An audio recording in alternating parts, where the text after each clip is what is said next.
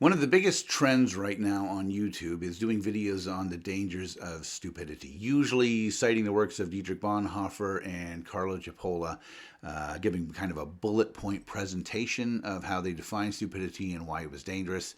And then it's kind of just, that's it, the end, roll credits, and they go away. Now, that's fine, but there's got to be more to it than that. What none of these videos ever address is why is it now that stupidity is reaching this crisis point? Why is it suddenly so dangerous? Well, to get to the answer of that, we have to look back to the history of the age of information and it clashing with a certain cognitive ability that, unfortunately, far too many of our fellow human beings lack. It's gonna get better. You've reached critical complacency. The age of information is thought to have begun around 1947 with the development of the transistor. Now, you take that and start off the computer age and go into the age of cable television where you are getting round-the-clock news and entertainment and information 24 hours a day, 7 days a week, and then the development of the internet and it taking off in the late 1990s and really starting to flourish in the early 2000s. And on top of all that, add in the addition of smartphones, and by 2010, almost anybody anywhere could access any information they wanted. And that wasn't necessarily a good thing. It was at this point that we started to move into the age of misinformation, and that's when being stupid really started to become a problem. To illustrate this, let's talk about one of the most unlikely players ever in the history of the age of misinformation, the artificial sweetener, aspartame. Most people know aspartame by its brand name, NutraSweet, the one that comes in the blue packet, but aspartame itself, as a sweetener, was developed in 1965. It was approved by the FDA in 1974 after 9 full years and then reapproved in 1981. By the FDA's own reckoning in a 2023 article, NutraSweet has been studied more than any other additive in food in human history. It has been studied, researched, and tested again and again and again. And every single time, the conclusion is a resounding yes, it's safe. And despite that, you can still, with very little difficulty, find plenty of people who think it's dangerous. Back in the 1980s, there was a small fear that started to brew. People started talking about getting headaches when drinking diet sodas that had aspartame in them. And that's around the time it all started. It doesn't take long once you get bad information out there for it to spread. Good information? You can do thousands of studies on something saying it's safe, but just a few key people start saying maybe it's not, and that's all you need to start the misinformation flowing. And it was this very misinformation and the fears of consumers that led the FDA and the World Health Organization and dozens of other health organizations around the world to continue to repeatedly study aspartame. And every time they came back with, yeah, it's safe. And every time people who were convinced otherwise said, well, I don't care what your study says. I think it's dangerous. Even up to 2023, when the World Health Organization released a report on the possible carcinogenic properties of aspartame. This was viewed by many as an aha moment, like, despite those 12,842 studies saying it's safe, what about this one? Well, it turns out that study said nothing of the kind. In fact, the study by the World Health Organization, which I'll link below, says quite directly it's perfectly safe at the recommended dosage levels per human per day. That's it. That was the big report that most people were pointing to and saying, oh, look what they're saying. And in fact, they were saying, yeah, we found the same thing everybody else did. It's safe. Now, why is this such a big issue in the age of disinformation? Well, one, it is one of the most studied food additives in human history, and every time it's been shown to be safe. And yet, there are still people who think it is unsafe. Why is that? A complete inability to discern good information from bad information. You can go to plenty of websites that will tell you that aspartame is poison.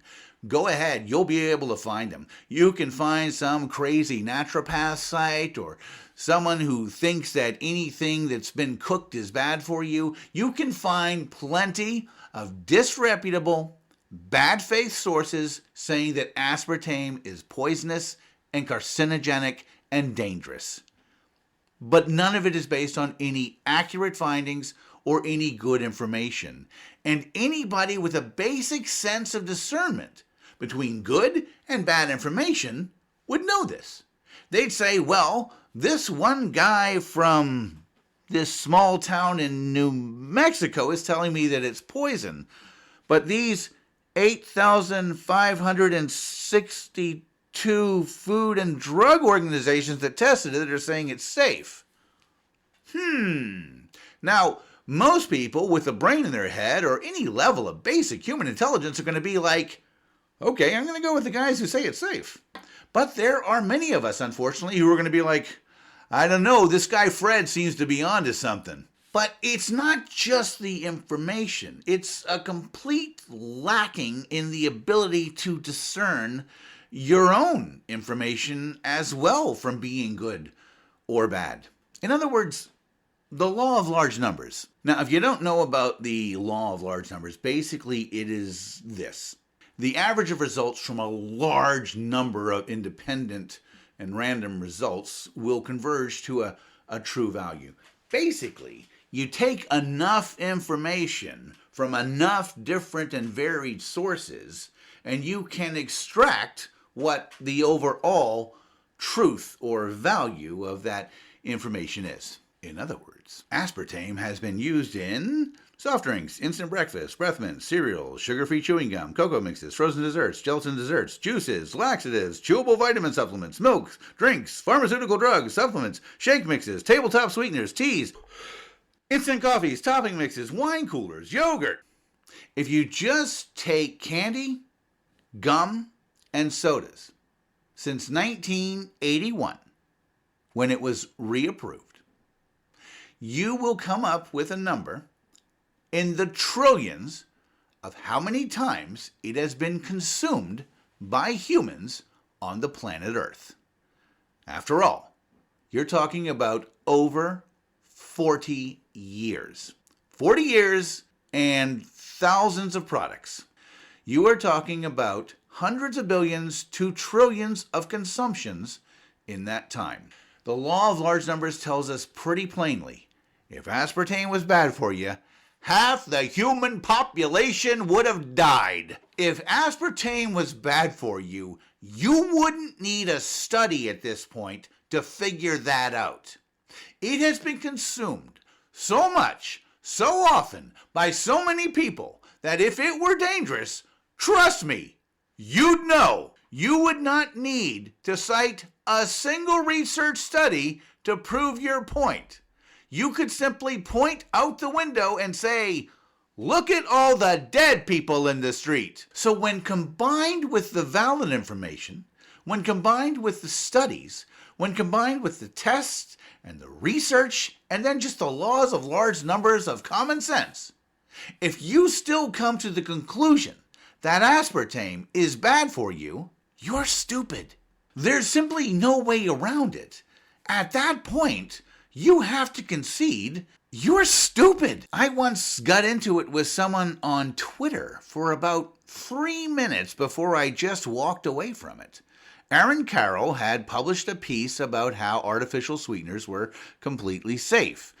And this person showed up. It was a she. I can't remember her name. I don't even know who she was. But she said, well, I don't care what that guy says. This stuff will kill you. And I said, well, did you read the article? He points to all the studies that show it's safe. And she said, I really don't care. It's poison.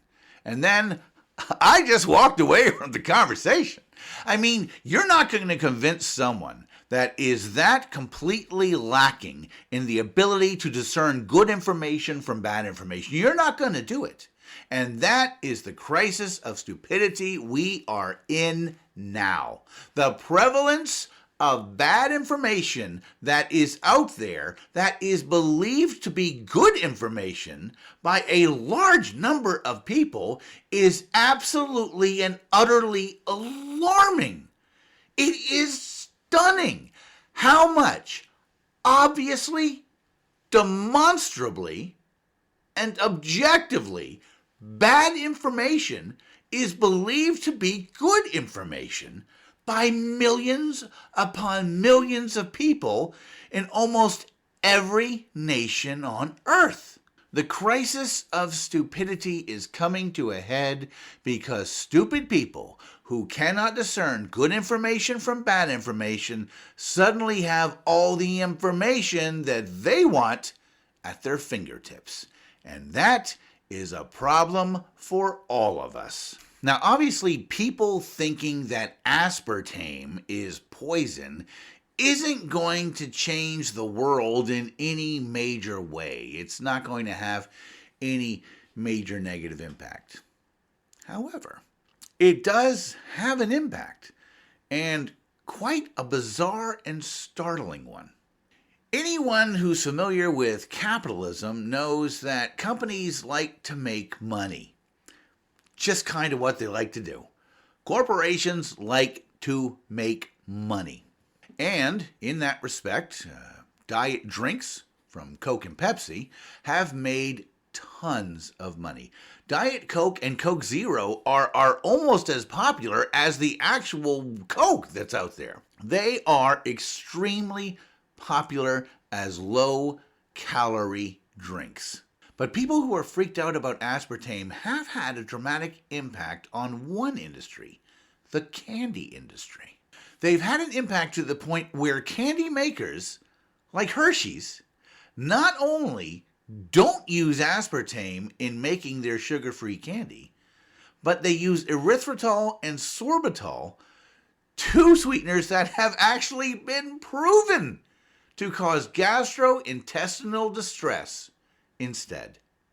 And the reason they use those is because they get too many wild and weird complaints from all the aspartame people who couldn't discern good information from bad if you threw it in their face. You literally have a corporation that could be making a lot more money on its sugar-free candy, proudly saying on its baggage that they don't use aspartame. Think about this. Sorbitol and erythritol cause gastrointestinal stress. If you doubt me, go buy a bag of sugar-free candy. Have just, say, 3 of them. Give yourself an hour. And guess what? You're going to spend the next 3 or 4 hours after that not wanting to be in the company of anyone. And as a result, most people who love candy but don't want the sugar just avoid sugar-free candies because it's not worth it. I'm serious. I'm talking miniatures. You buy Hershey's miniatures sugar-free, you have 3 of them, and you have ruined the rest of your day. People who cannot discern good information from bad are living the dream right now. They are living in a world where bad information surrounds them and swirls about their head, and they revel in it, and they roll around like Scrooge McDuck in his vault of money. And they're all wrong. And they're killing us all. So what can we do to fix it? I have no idea. Look, you can't put the genie back in the bottle on this one. The misinformation is out there. It's going to continue until we can get a handle on it, until we can find some way to start teaching and training and educating people on how to discern the good from the bad. Thanks for listening. I'll talk to you later.